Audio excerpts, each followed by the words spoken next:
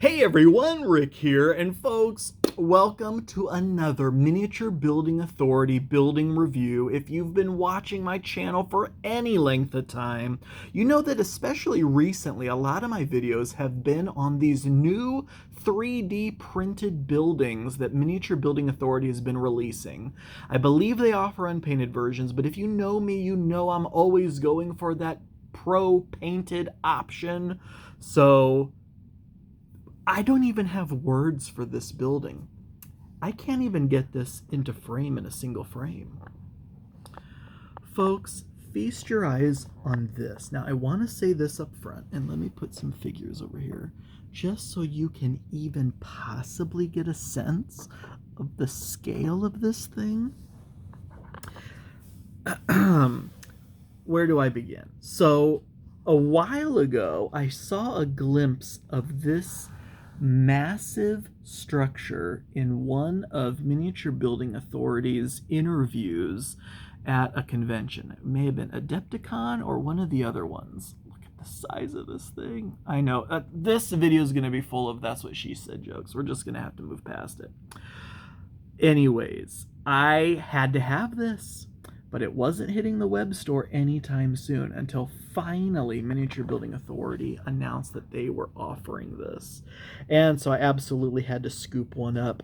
Folks, this is like a 7-story building, and these are 28 mil figures.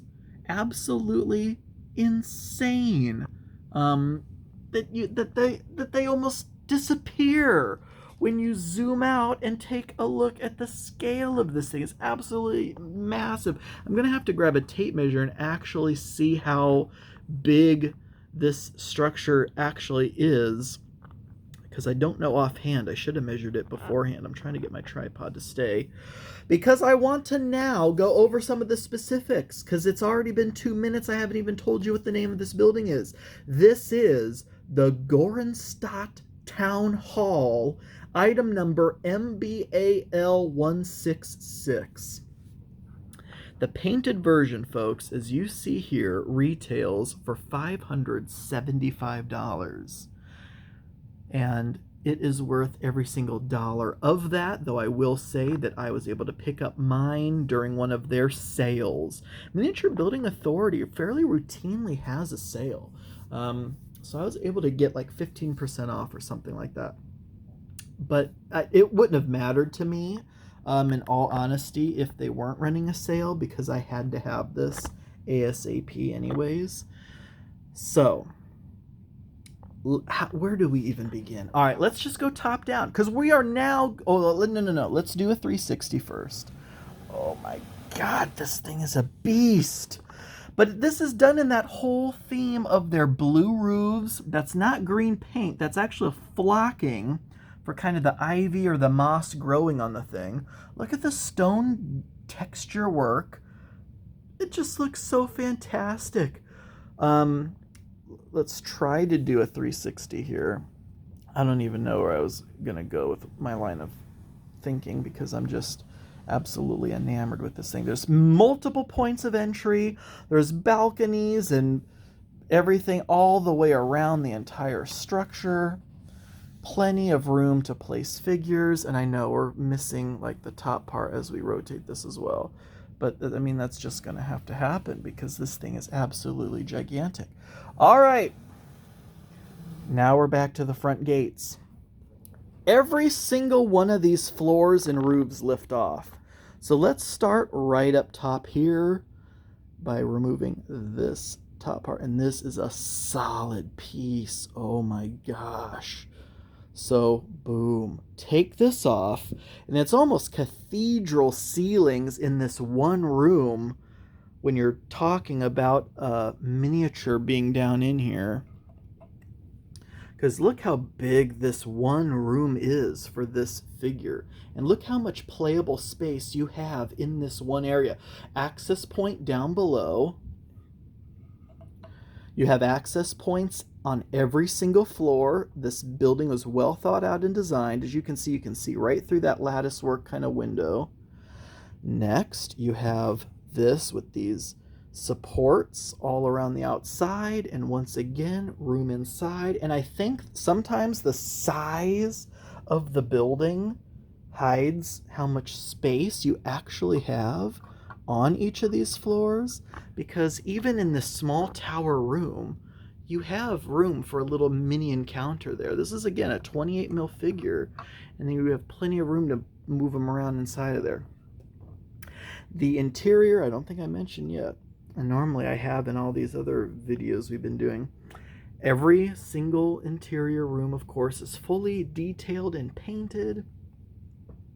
Access points all the way down the towers. Each of these is a little room. It really is. Then you have this balcony over here. This guy's just going to be our model for everything. Plenty of room to place figures on that balcony. And then now let's start taking off some of these roofs. So this structure here is its own several story building. So you take this portion off. And then inside here, you have all this room. And of course, it goes back. There's a fireplace back there. I love that view of like the light through the doorway shining into the room. But obviously, under each of these windows, you have access to more space underneath of these side slotted roofs. The only place I don't think you could fit a figure, unless you had one without a regular base, would be right in there. But there is still a door there. And then lifting this floor and roof section off, you then have this, and now things start to really open up. This is a full-on floor here. Again, more fireplace access. Where did he even go? I've lost the guy. Oh, here he is. So as you can see, as he comes up the stairs here, there's an infinite amount of space inside this one floor. All right, so then over here, you had the way down. Let's take off this roof as well. This roof over here, you have multiple spaces for figures on this balcony. These doors, as you can see, I don't think I mentioned the doors work. Let's take off this floor. So now we have this. Now we're back even again. You have the stairway down there. But yeah, I love that the doors work. Multiple rooms here off onto the balcony. But these are still separate pieces. So now we'll take this off. And then this off. And now we have this whole layer. This is the way the stairs went up to these double doors, which of course open, into this room, which I'd like to be able to turn this so that you can see kind of like an entry point room. There's a door separating that room from this room, which then leads into this smaller room, which leads to a door to this outer deck area into this big chamber here, again with the fireplace. Plenty of room on this balcony walkway there. This walkway balcony area, this roof actually lifts off. So you have plenty of space to get your hands in there to place figures around that balcony. And if you're anything like me, your imagination's running wild about what, and I wanted to, I'll show this in a second. I will show all the floors off, and it is like mind-boggling how many floors and rooms there are, all told. But if you're anything like me, you're like, imagination's going wild about what each of these rooms could be purposed for. And now, of course, it's called the town hall, but it could be anything up to your imagination. Now let's remove the balcony deck piece, and then let's remove this whole upper floor, and then this will get us down to that lower level, that lower entry level. Again, that's a heavy piece too.